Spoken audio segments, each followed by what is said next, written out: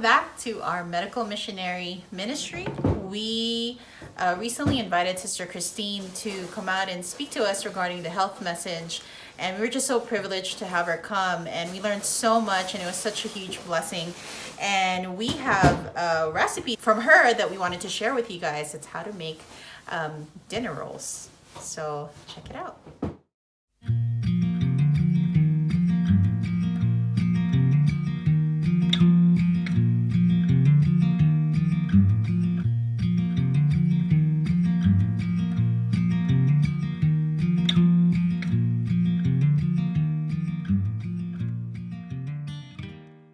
So the first thing we're going to do is I have 2 cups of unbleached flour here, and I'm going to dump this in the bowl. This is step 1. 2 cups of whole wheat flour. You want to make sure it says non-GMO. You can get it from Walmart. I'm going to put that in the bowl. And this is what I use to measure. And then I take the back of the knife and do like this over the bag so that I'm just getting 2 cups one at a time, and I pre-measure them in a bowl.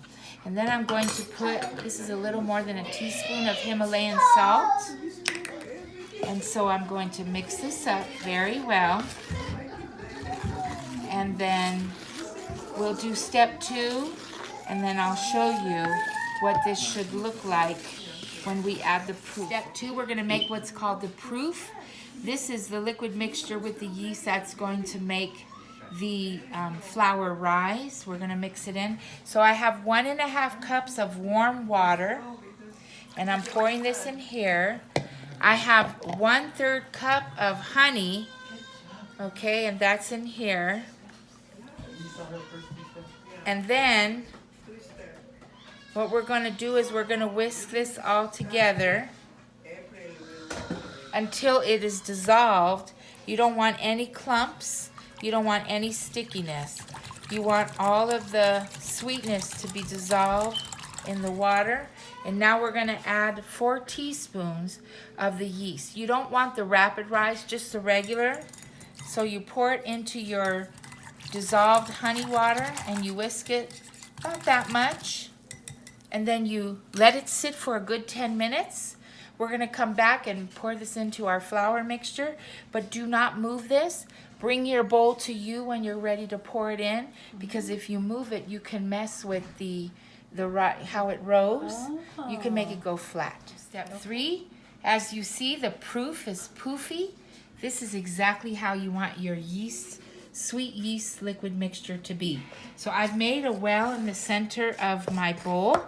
And one thing, don't use stainless steel for your proof or for your flour, because it does something to the chemistry of the bread.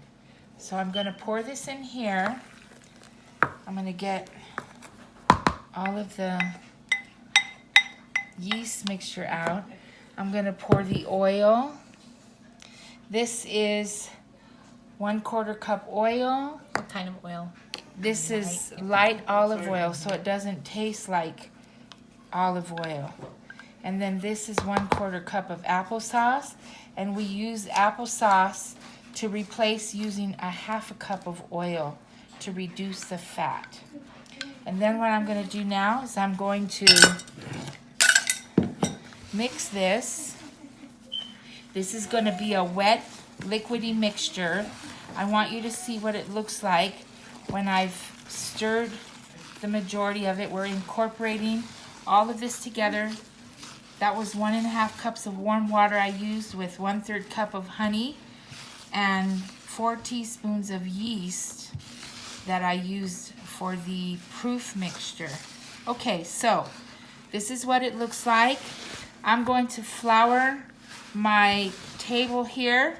We're going to pour this out on it, and then we're going to start kneading. We are going to knead the dough. It's okay if it's not all shaped nice and pretty at this time. It's still a little liquidy, has moisture quite a bit. So what I did is I cleaned this area really well, washed it down, dried it, sprinkled it with unbleached flour. Don't use whole wheat because you'll make your bread tough. And then sprinkle your hands with flour, and then sprinkle the dough, and then start kneading it. And then if if the area gets sticky or the dough is getting sticky on your hands, then you just put a little bit more flour like that, and put flour in the area where you're working that's getting sticky. And then you're going to knead the dough like this continually. See, like the palm of my hand right here is getting sticky. I'm just going to put a little flour in the area where it's sticky, just a little bit, because if you do too much, you'll make it tough. So we're going to just do this for 5 minutes, and when I'm done, we will be back. We're going to put this as a ball. We're going to wash out the bowl. We're going to stick this in the bowl, cover it, and let it sit for 40 minutes. But I'll let you see what it looks like after it's risen for 40 minutes. Step 5, we have finished kneading the dough. It's in a ball. I've pre-oiled the bowl, and what I'm going to do is I'm going to put a towel over it, set it aside in a warm place, and let it rise for 40 minutes. The bread has risen for 40 minutes. Wow. And look how big it is. So what we're going to do now is we are going to punch it to get the air out. It's going to be sticky on the bottom. We have our floured surface here. We are not going to knead it but for like a few seconds, and put a little bit more flour on it. And I'm just going to do this a little bit. And then I'm going to show you how I take this much dough, about that much, and it is going to be a little sticky, so just when you do each piece, put a little flour, pat it off. Now this is the tricky part that people have a hard time with. So you're going to take a piece of dough about this big, okay? Now that might be about that big. And then you're going to flatten it with your hands and make it like a saucer. And then you're going to cup it underneath as you're doing it. So you'll have like a hollow part. And then you're going to put all the seams together. And then you'll do this with your hand. And then you put it seam down. And then there we have one dinner roll. So what I'm going to do is I'm going to do the whole sheet. We're doing 3 across, 5 down. It's good to have like an 8 or 9 by 11. You don't want it too big and too wide. This is about perfect. And then we're going to let these set for 20 minutes. I'll show you what they look like before they rise and after they rise, and then after they come out of the oven. Okay, everyone, so I finished doing all the dinner rolls, shaping them. We have 3 one way and 5 the other. Now you see how there's about an inch gap here? You really want to get a little bit more narrow pan so they don't spread out, but this will be fine.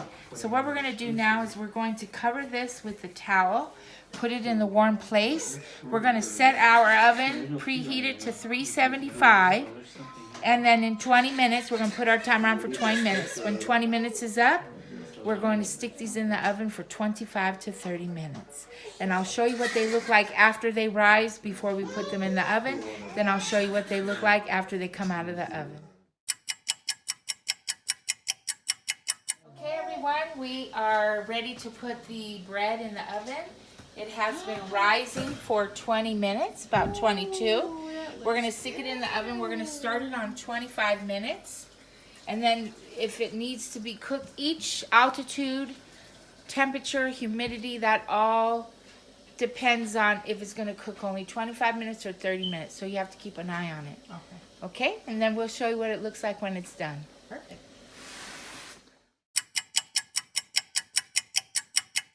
Okay, everyone, the dinner rolls are ready. This is what they look like. They're so delicious. And I want to give credit to my friend Renee Busher.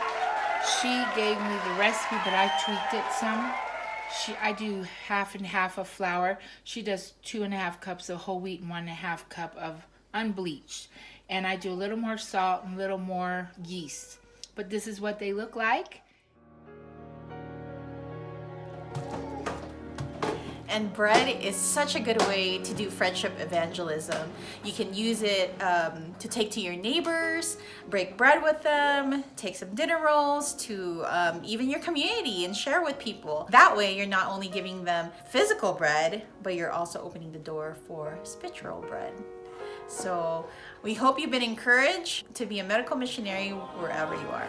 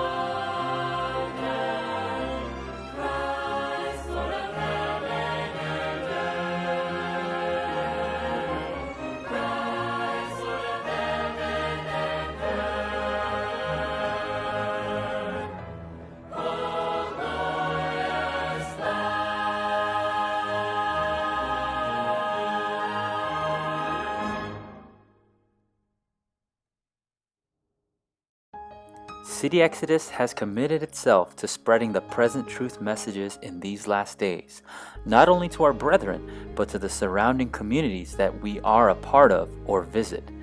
As we learn more of the medical missionary work, we continue also making City Exodus episodes on our country living journey and continue the literature, friendship, and health evangelism. The natural remedies and products we sell will not only aid in healing, but will also bring support to the cause of ministering to others not in the faith. Our apparel will also support our cause and ministry.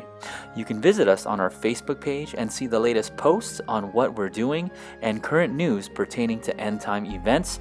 And you can also visit us on our website at www.sdacityexodus.com to check out our ministry, our various natural remedies and products, and our apparel store where we have different shirts and sweaters. And you can also find other resources there that might be a blessing to you. On our website, you can also donate and support our ministry.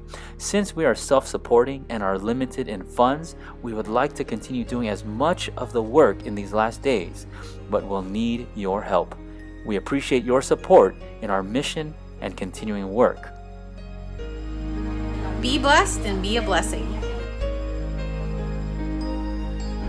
Be blessed and be a blessing. Be blessed and be a blessing. Maranatha.